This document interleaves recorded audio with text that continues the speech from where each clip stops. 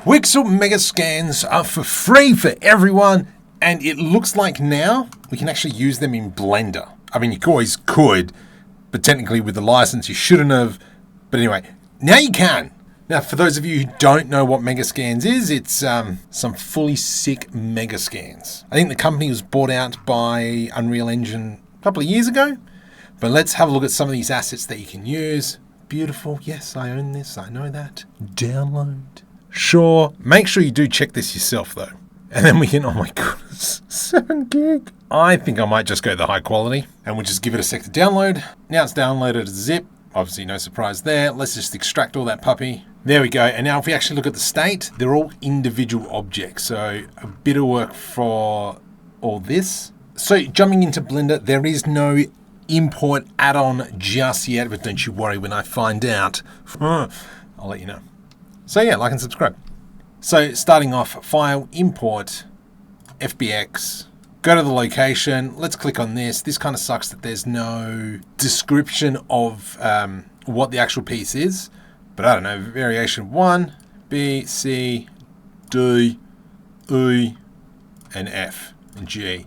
So I'm going for LOD 0. So 0 is obviously the highest mesh. We're coming down to, level 3 is obviously going to be a whole bunch of, not discombobulated, low poly, whatever you want to call it. All right, so we got plants. Nice. Just going to quickly give it a bit of a sky texture. Jump over into Eevee, and we can see that we've got no textures. Now, this is going to be the manual portion. Mind you, everything's been manual so far. So I'm just going to kind of spread these along the y-axis. There we go. And let's bring up a shader window. There we go. And so you can see this is kind of like how the materials have come in, which kind of suck. Luckily enough, they all have the same material. So let's just pick the first one here. I'm going to delete that. So it's highly recommended now that we have the Node Wrangler enabled. So you edit preferences, and if we type in Node, make sure there's a tick next to Node Wrangler, and I'll show you why. Because when I press Control, Shift, and T, it brings up our menu.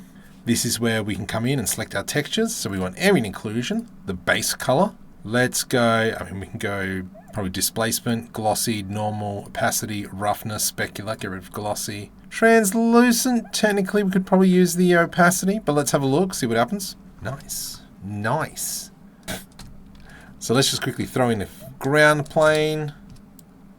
Kind of bright Marco, but oh well. Let's just turn down the bright plane so we can actually see our grass. Awesome.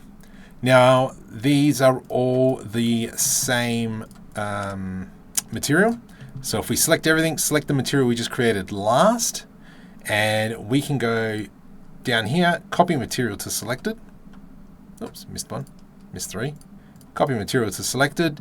You can see now we've imported some really nice grass. Now, can you see how this black section is here? This is something completely different now. The reason why is there's too many transparent layers kind of like overlapping. So for that, we need to go into our render settings, light paths, and transparent, bump that up to 20. Oh, hello. That looks way better.